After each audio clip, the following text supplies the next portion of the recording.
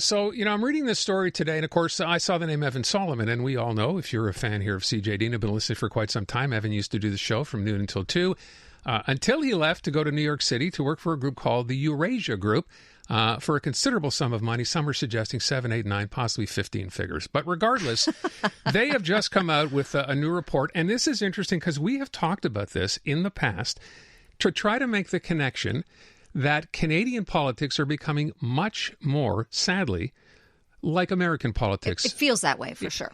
It feels that way. You could look at the Freedom Convoy and suggest perhaps that was an offshoot of this, but this report that has just come out is interesting beyond that because Canada is included in the top 10 of the Eurasia Group's annual top risk report for the new year, which has just been released, and Evan Soloman is on the line. Evan, thanks for being here this afternoon.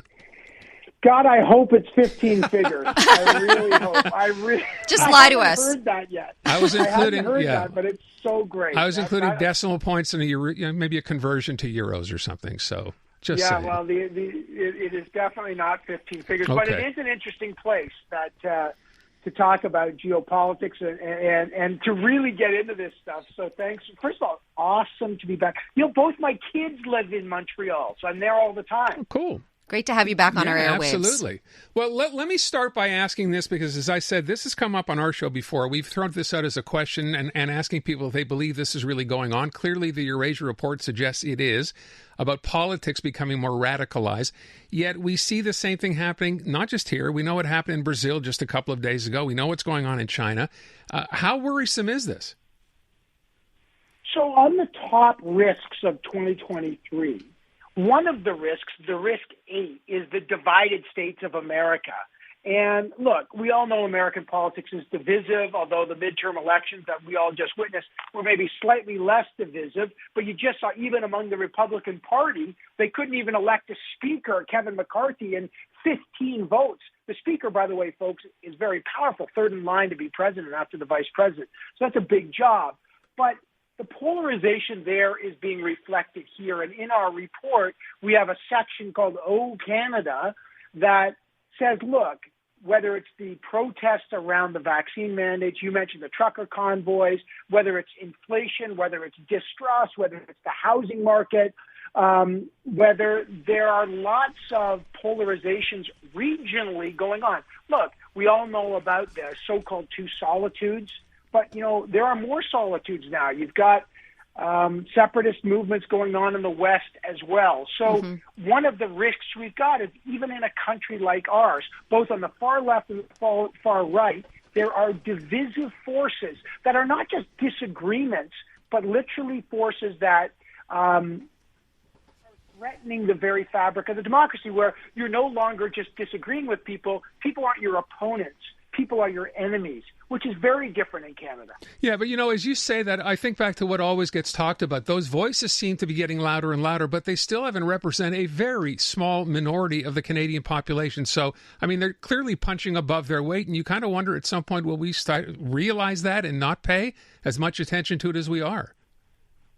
Well, are they punching above their weight? If you look, for example, at the Premier of Alberta, she wanted to pass an act that would be unconstitutional, that a province could essentially undermine the charter and just say, you know what, we no longer will respect those constitutional boundaries. Those are, now in the end, she's backed off.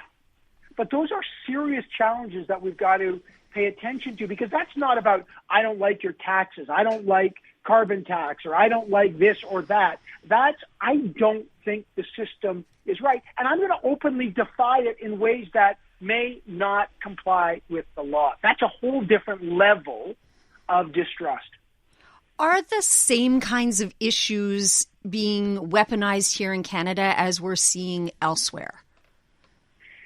Look, it's not breaking news that the pandemic accelerated distrust of media, distrust of politicians, distrust of science, distrust of tech. So you got big tech, big science, big media. We've got whole political parties that don't trust election cycles. The last 48 hours in Brazil was their January 8th was the U.S. January 6th. So the notion that people don't trust fundamental things or believe in things like the advent of the QAnon conspiracy theory, that is patently ludicrous, but it has millions of devoted followers. So, to pretend that Canada's immune to this stuff is to put our heads in the sand. The question is, what's the big result of it? And look, let's keep our eyes on the main thing. We've got fundamental challenges. People can't pay for their groceries, and people are suffering from inflation, and they've been locked in their house for a long time, and their security's threatened. Those things accelerate distrust because people are looking for better answers. And we've got to get back to a world where we can disagree safely over some fundamental ideas, but we're all rowing in the same direction, which is to make sure that our quality of life goes up.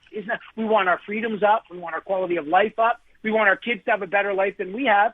And you ask around in 2023, and a lot of folks will say, I'm not sure that's the case anymore. Okay, well, let me turn the clock back then. So what do you think, and I realize this is not necessarily what the report contains, what precipitated this? Because if you look back and say, well, Donald Trump's rise in 2016, that was the beginning, people will say, no, it was always there, it was always bubbling under, he just brought it forward. Do you agree with that? And if not, what did precipitate this? I don't think there's one thing. I think Donald Trump is one factor. I think it's crazy to say it's only just one person and one movement. I think his movement, and that's the word he uses, about the deep state and the distrust and the culminating in what happened on January 6th, which was, let's be clear, that was extraordinary. The U.S. Capitol under siege, that's unbelievable. The Vice President of the United States running for his life because of there was, for the first time, potentially not a peaceful transition of power. That's one factor. But remember, we've just been through the hothouse of the pandemic, where our civil liberties have been curtailed in a way. I mean, let's speak in Montreal. For generations, the War Measures Act has impacted like a shadow over society. That was a short period of time. We've had our civil liberties curtailed because of a global pandemic in the spirit of public safety, maybe, but nonetheless curtailed for 2.5, 3 years. So this has accelerated that. And the other thing that's accelerated it is social media. Let's be clear. Mm-hmm. The technology that has allowed people to live inside there's no longer two solitudes. There's a million solitudes because you can live in an ecosystem where you never listen to anybody else except those who agree with you on whatever, clearly and forever. So you've got social media, you've got a pandemic, you've got economic hardship and disparity. So yeah, these are a lot of dry logs on a big fire.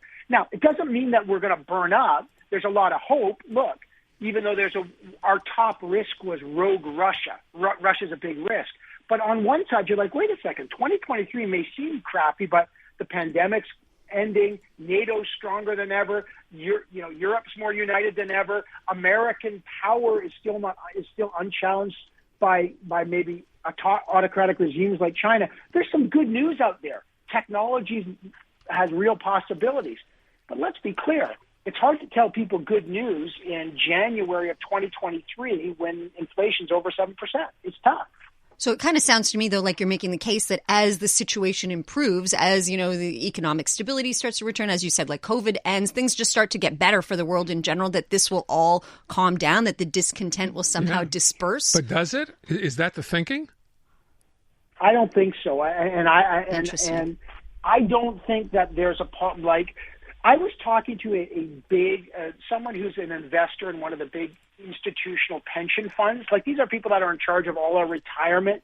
And I said, what do you think is going to happen to the economy? Are we going to get through this whole period of disruption and conflict and war and inflation? And when is it getting back to normal? Isn't that like what we all want to know? And here's what he said. This is like a brilliant guy.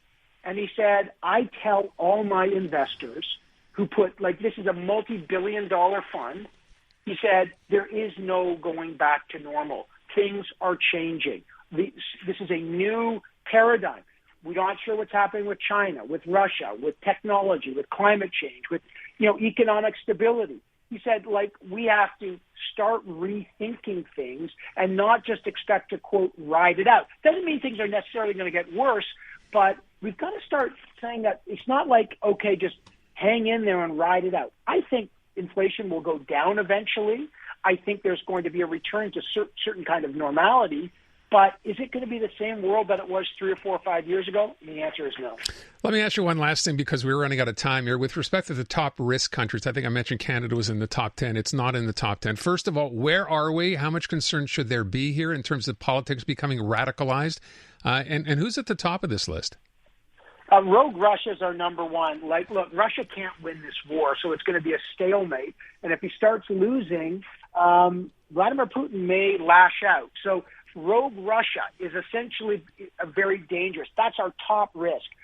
China under Xi Jinping, who's the most powerful leader since Mao Zedong after the 20th People's Congress that happened in October, we call it maximum Xi. We have not seen a Chinese leader this powerful since Mao. That is dangerous. That's risk number 2. You and I, the three of us spoke about weapons of mass disruption, new technologies 3, inflation is 4, Iran, don't forget about Iran, number 5, energy, the transition, the energy crunch, and the increase in price of energy, that's number 6. And then the fact that for a lot of people around the world, their development is going down to 7. And then you get to divided America, divided Canada at number 8. And then the last 2 things real quick, TikTok boom. Folks, the most powerful generation coming up is Gen Z and Gen Z, however you want to call it. They're voting, they're powerful, and they're on TikTok. And watch them to reshape how we work, how we go to the office, and how we vote. And finally, this doesn't really resonate in Canada, but boy, around the world, water stress. There's droughts in the southwest of the United States, droughts around the world. Water stress is a top 10 risk this year. Watch for that to drive some conflict. So that's a real run-through of the top risks. I don't want to depress anyone because, hey. Too late. Too late. Too late, I know. But Happy remember, New Year. This wasn't the top hopes. This was the top risks. You're right. That, to be fair. Well, it's great to have you back with us, and come see us anytime you're visiting your kids in Montreal. And, I definitely will. Montreal is my hope. That's why the kids are there. Excellent. All right, listen, you'll be very excited to know. I don't know if you saw this story, Evan, because you can miss big stories like this in New York, but Nike is coming out with a Montreal shoe, which is going to feature bagel seeds on the side of it. This is a true story, by the way. You can't Is eat that it. actually true? Being released January 17th. What's it called? The Dunk? Just the Nike Dunk? Don't try to eat it, Evan, okay? Yeah. It's not an edible shoe. They better be the best shoes they make because they're now got the best bagels in the world. There They better you be go. the best shoes. That well is said. correct. Evan Soloman at the Eurasia Group in New York. Evan, thanks so much. Really appreciate it. Awesome to talk to you. Take guys. care.